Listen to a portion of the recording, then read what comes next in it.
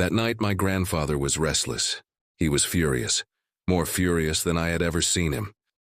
Why? Because my baby cousin, only 3 months old, would not stop crying.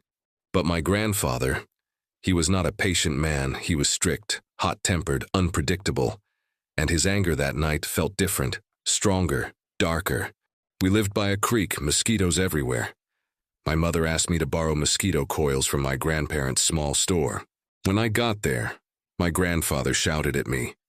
He complained about our debts. He said we were taking too much, that their goods were running out because of us. I went home and told my father. He just sighed. "Leave it," he said. "He's only angry because the baby won't stop crying." But around midnight, something changed. My grandfather's snoring grew louder, but it wasn't normal snoring. It was heavy, deep, like the sound was not even coming from him.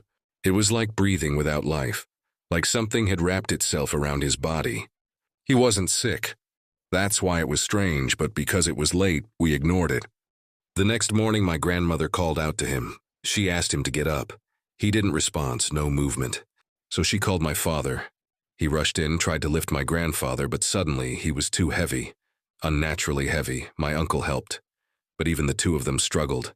And the scariest part, he was still snoring. Louder.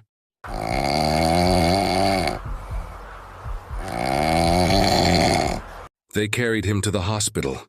My grandmother went inside first. When she came out, her face was pale. "He's dead," she said. We froze. "He's strong and healthy. And now he's gone." He was cremated immediately, too quickly, almost as if my grandmother wanted it done fast.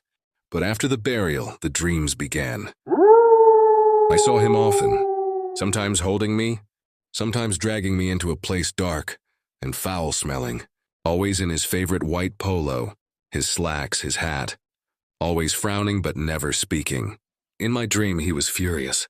I cried out, "Why, Grandpa, why are you like this?" He turned to me. His eyes burned. His voice was deep and terrifying. "I was still alive," he said, "but you cremated me." The next morning, I told my grandmother. At first, she was silent, then she cried. "He was in a coma," she whispered. A blood vessel burst in his head. The doctor asked if I wanted to continue treatment. I told them no. We had no money. From then on, I saw him everywhere, in the corner of my room, in the bathroom, on the ceiling, always watching, always angry. And in my last dream of him, he came close, closer, until his face was right next to mine. And he whispered, "I'm not dead yet."